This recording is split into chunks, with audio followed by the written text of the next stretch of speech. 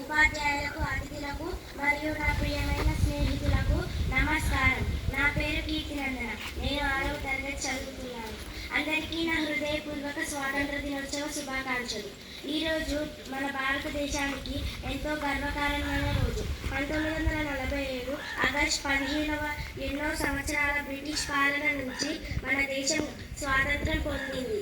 ఈ స్వేచ్ఛ కోసం మహాత్మా గాంధీ, భగత్ సింగ్, సుభాష్ చంద్రబోస్, సర్దార్ వల్లభాయ్ పటేల్ మరియు మరెందరో స్వాతంత్ర సమరయోధులు తమ జీవితాలను అంకితం చేశారు.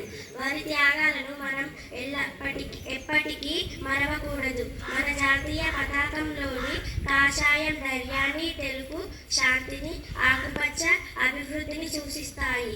మధ్యలో అశోక చక్రం ధర్మం, పురోగతికి ప్రతీక. మన జాతీయ జెండాను, జాతీయ గీతాన్ని ఎల్లప్పుడూ గౌరవించాలి. జై హింద్.